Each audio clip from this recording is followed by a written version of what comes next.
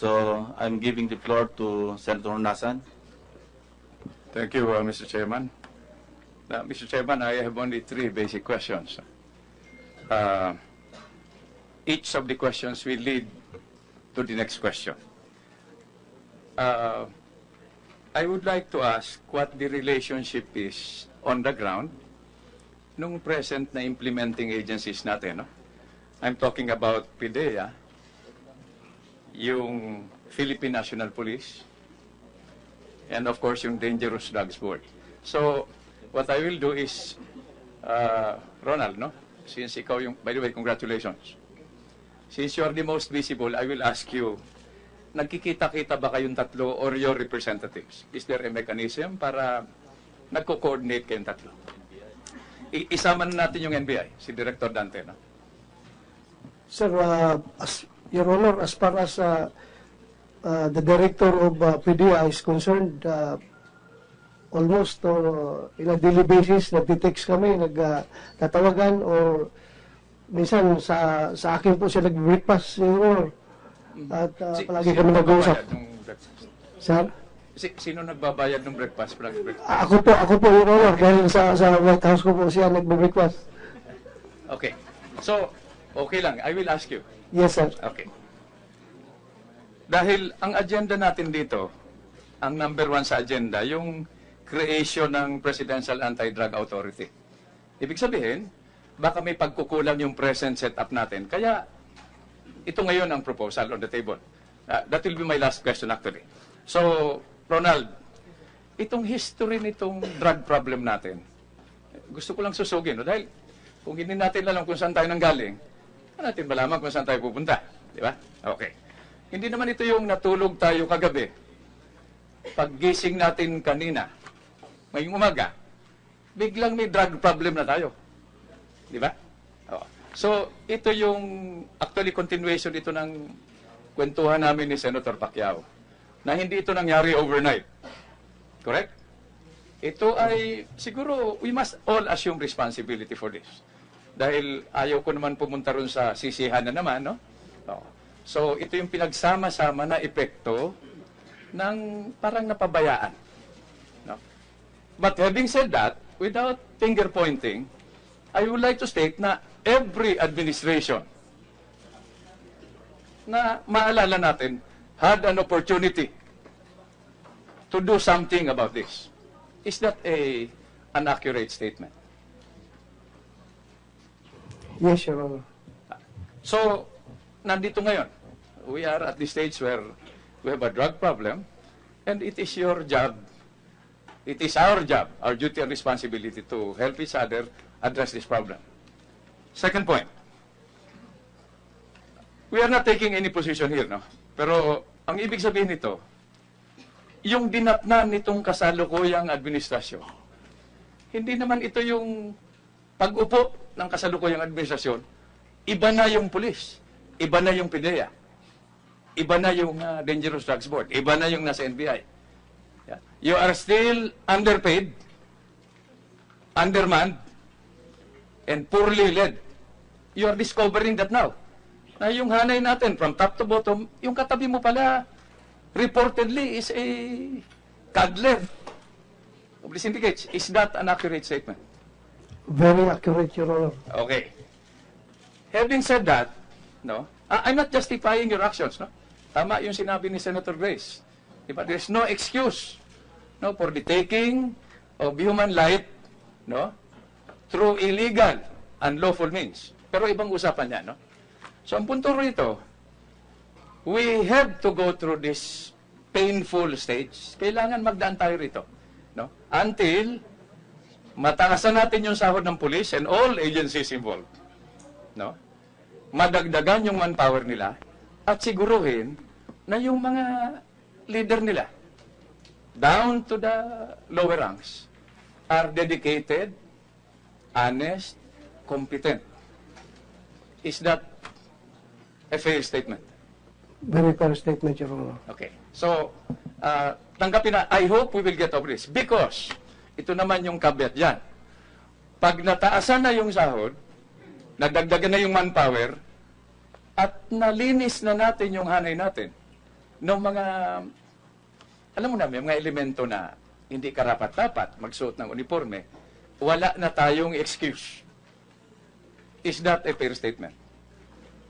Yes, Your Honor, but I would rather state that ang pulis, kahit na taasan mo ng sweldo yan, kung talagang sindikato yan, magsisindikato talaga yan. Kahit naman walang sweldo yan, basta nasa puso na yung kanyang sworn duty na to serve and protect. Kahit wala ko sweldo, makipagpatayan ako kung sino makipagpatayan sa akin kung talagang at stake na yung sitwasyon ng ating bansa. Yan po ang katotohanan, Your Honor. Well, since you are the Director General of the Philippine National Police, we have your committee has to believe you until proven otherwise. Okay? So, Thank you, Your Honor. okay, ang sinasabi ko, we will give you the benefit of the doubt. But at a certain point in time, when we have run out of excuses, then we go back to the Constitution. No? Article 3, the protection of life, liberty, and property.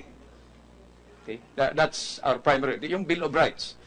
Actually, sinisimula ko ng basahin at ulit-ulitin para maintindihan natin yan. No? My last question is, you may answer this, you may give us an idea of your submissions dahil ang nag-submit pa lang, yung PIDEA, ng position paper, written, no? DOJ and NBI. Okay.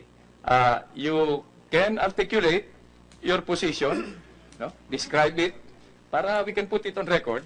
We'll be reading this anyway, or you can leave it as it is.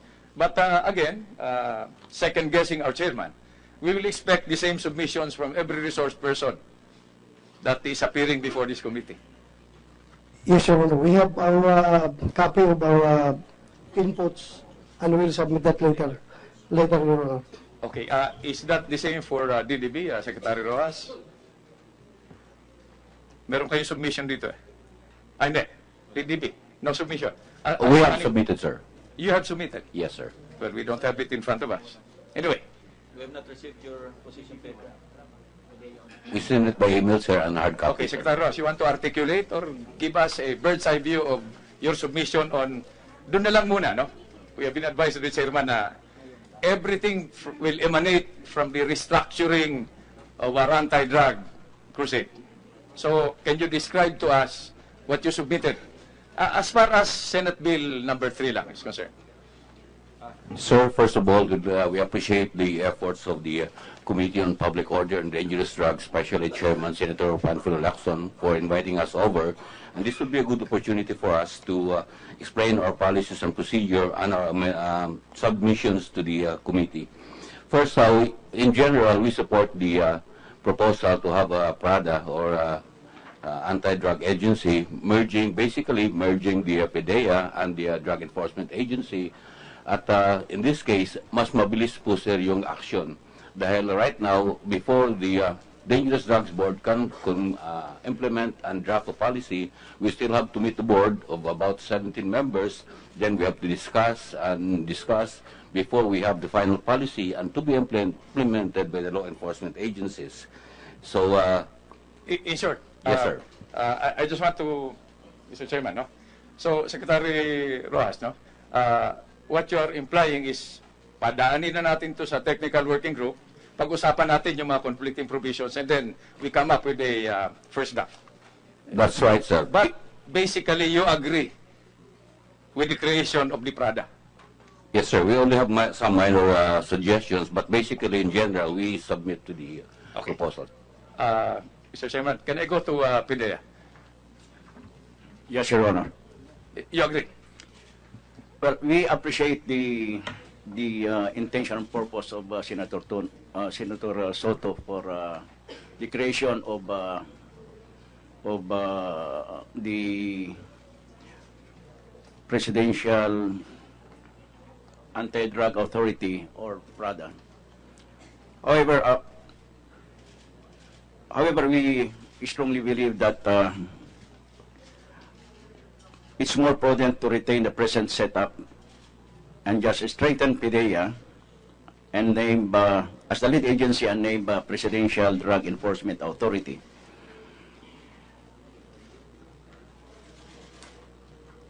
We are we are submitting our position papers, sir, in detail.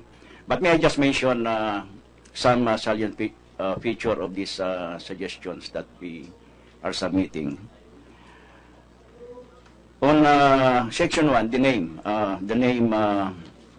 PDEA, or Philippine Drug Authority, instead of the proposed PRADA, or Presidential Anti-Drug Authority, is recommended. First is of the name recall. PDEA is in existent for 14 years already, and it has been in the forefront in the fight against drugs. So it is synonymous to anti-illegal drug campaign. And then secondly, on Section 3, the following are our comments and recommendations. Sid, excuse me. It may just give you some comfort, ano, kasi I received a text from Senator Soto para lang komportable ka. Yes, sir. Sabi niya, yung bill niya, sabi niya, he's open to amendments and brighter ideas. So, just articulate freely kung ano yung gusto mong isabihin dito to improve yung bill o yung panukalang batas ni Senator Soto. He doesn't mind. So, sige lang. Okay, so Sid, para spare you the agony of commenting on the other sections, no? Yung pangalan, malaking issue ba ito? Yung sinasabing name recall? I will say yes, sir. The reason is for several years we have been the lead agency in as far as the illegal drug campaign is concerned, and yung coordination namin with the other agencies involved in this campaign, we have been using the name PDEA. It's synonymous already to anti-illegal drug campaign of the government, sir. By the way, no, I just wanted to add, importante yung input ni Senator Soto, the principal author, no? Yes, sir. Dahil you will be the one implementing this. Di ba? And when you implement this, we want you to go all out to implement this. That's right, sir. Pangalan lang yan, pero big issue sa inyo. We change the name. And Senator Soto is agreeing to that. Anyway, That's so right, but Your Honor. basically you agree with the concept. Yes, sir. The concept, yes, okay. Your Honor. Okay, thank you. And Chairman. of course, may I just mention, sir, about because it mentions the abolition of the PDEA as an agency. But we are recommending, of course, it's in our position paper, that PDEA will be retained as the functions and the responsibilities, the authority, the power of the present PDEA agency will be retained as part of that enforcement bureau that he mentioned under that PRADA, because it's already functioning very well, Your Honor. So I suggest that it will be retained as an enforcement arm of the authority. Okay, Yes, we Your Honor. understand. Hindi naman dahil sa hindi original yung Prada. Okay.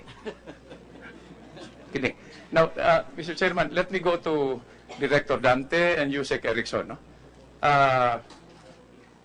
Permission to interject, Mr. Vice Chairman. Gusto ko lang malaman kasi medyo confused ako kung ano yung working relationship between DDB and PDEA. Kasi parang may overlap pa ang inyong mga functions, di ba? You're also dealing with policy. DDB is of course policy, di ba? So ano ba, how do you work together? Of course, DDB came first before PDEA, hindi ba? So hindi ba naging, for lack of a better word, irrelevant yung mandate ng DDB noong lumabas na yung PDEA? Kasi hindi ba nagkakaroon ng conflict? Of course, madali sabihin, you can easily understand each other, pero ang problema sa functions. So I want to hear more on the working relationship between DDB, which is 17 board members, and PDEA. Please. Sir, I think there's no problem with coordination by DDB and PDEA. Sa office pa lang, sir, first, second floor sila, kami sa third floor. So, wala naman sir problema dahil legal drugs is a multifaceted problem. So it has to involve with Department of Health, law enforcement, social economic problem. So we have to task these agencies to formulate an accurate anti-drug policy. So there's no problems on the ground. We also do not interfere with operations on the ground because that's the work of the law enforcement agencies. We get a regular reports from them. Based from the reports, pinag-aralan sir namin how to go about, how to improve the illegal drugs operation. For example, sir, yung latest effort namin on how to deal with the drug surrenderers. Right now, it's about 600,000 na, sir. So, we draft, kulang lang, 44 lang yung drug rehab centers natin. So, anong gagawin natin doon sa maraming drug surrenderers? So, we are drafting a policy, sir, kung we are teaching the Drugs Abuse Council kung anong gagawin doon sa mga surrenderers na hindi naman drug pushers, walang standing warrant of arrest, na hindi naman kailangan ng confinement. On most probably, pwedeng counseling lang, sir, or outpatient program. Mr. Chairman, Secretary Rojas, well, we'll not go into details, no, but historically, you and I know, no, and we get inputs from the former chairman of the DDB, no less than our majority floor leader now, no, that as a policy setting mechanism, the Dangerous Drugs Board, the news, the information we're getting is not very encouraging. We have gone through a stage where bihira mag-meeting. Noon, magmi-meeting, kukunti nga atin. Puro representatives. That's what I mean when I ask the first question, the history of our drug problem. So, if it's not broken, why fix it? But apparently, we need to take a second look at this because apparently the mechanisms are broken. I'm just putting that on record para, we have no time to, okay? So, let me go back, Mr. Chairman, with your provision finally, no, to NBI and DOJ. You have separate position papers. Basically, either Yusek Erickson or Director Dante can answer this, no? Agree or disagree with Prada? Thank you, Senator Greg Honasan, sir. Good morning to all the senators here. My former boss, Ma'am Dilema. Of course, the new Senator Ma'am Montiveros. Of course, Senator Sir Ping. Idol Manny Pacquiao and Ma'am Nancy Binay. First of all, Sir Greg, I feel privileged to be here with you tonight, today. And I would say that I have a very good appreciation of your forward-looking mind by saying that not only every administration should have a new look at a particular law, particularly drug problems, which is a menace to the society. I would say that it has not only every administration should make changes about this problem, but law as on its entirety must be dynamic, and this is the purpose of the Honorable Honasans and the rest of crafting a law about PDEA. No? You're asking me about, sir, about Yung Senate Bill number 3, Director Dante, yung the creation of a presidential Prada? anti-drug authority. no problem with that, sir, for us. No? As a matter of fact, we have submitted our position paper. Para sa akin, sir, ano lang siguro, there must be a higher authority that would oversee the entire operation of the PDEA. The PDEA is already a legacy. It has its name. And aside from that, maybe it has to be clothed with some more powers. Not only enforcement, but powers like prosecution. I don't know how this will sit with my boss here from the DOJ. But, you know, the problem of drugs, sabi ko nga, involves the entire problem of the society. It corrodes not only life, it corrodes our spiritual being, and it corrodes the entire system of government, particularly because of corruption. So kailangan talaga may pagbabago, sir. Thank you very much, Director Dante. Mr. Chairman, one last point. Dati-dati, merong tripartite, may MOA, yung tatlong departments, no? DOJ, NBI, Bureau. DILG, another bureau, the Philippine National Police. AFP, because sooner or later, the AFP will be involved in this, no? But I'm saying all these things, heads up kayo, because you will be getting a regular dose of this, no? Why? Senator Lacson and I have agreed that I will help him in the Committee on Public Order, and he will help me very competently in the Committee on National Defense. Now, why am I skirting the issue? You better put your heads together, because we are getting raw information, which you want to validate, that the drug problem is state-sponsored by another country. Nakatingin tayo sa West Philippine Sea, you know, there's a deliberate effort to erode our moral and social fabric. At yung target, our most precious, strategic and renewable resource, our children, the next generation of leaders and citizens. Suppose one of these drug users becomes senator or president. You have a problem. So, this will require all our energies, mental, physical, spiritual. I'm just giving you heads up. Does the DOJ, being the department supervising the Bureau, the NBI, have any other position? Good morning, Senator Onasan. Good morning, Mr. Chair. Good morning, distinguished members of the Honorable Committee. Foremost, for purpose of the record, may I just humbly state that I am not the Undersecretary of the DOJ.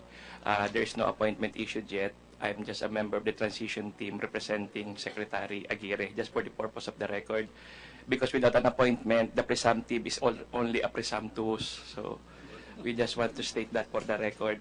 Be that as it may, Mr. Senator Onasan, the department, by virtue of its position paper submitted August 17, 2016, wholeheartedly supports the creation of the Prada law, subject only to some observations we have stated in our position paper, particularly on Section 7. But beyond that, we commit to support the passage of the law, Your Honor. That's good. By the way, I'm just curious. Are you the presumptive incoming Undersecretary? There are two ways to put it. I am assuming to assume, and I am presumptuous as of the moment without the appointment. But Mr. Chairman, on a side issue, Yes, sir. Please convey this to whoever is making decision, Ronald, no? That ang nakaka-delay dito sa efforts natin is the slow process of appointments. Yes, No, Your Honor. again, no, I'm putting this at your table. Kayong magparating, no? Yes, Your Honor. Sa kinaukulan, no? Yes, Your Honor. Na kaya walang desisyon na nangyayari on both the revenue side and the operation side. Ilang bagal, I'm not blaming anybody, no? Yes, sir. So, medyo pabilisin natin because we should have done all this yesterday. Finally, Mr. Chairman, gentlemen, ladies and gentlemen, no? We have a window for the sake of our children to do this not only right, but to do this well. All hands tayo rito. And I think the chairman, you should expect maximum cooperation from your Senate committee. Thank you, Mr. Chairman. Thank you for your Thank you, Your Honor. insights. Thank you, Senator Nasan. Naiwanan natin yung tungkol sa PhilHealth. Anyway, si Senator Ontiveros will tackle the issue that involves PhilHealth as per Senate Bill number 8. I'd like to acknowledge the presence of Senator Ejercito. Next on the line is Senator Pacquiao, Your Honor.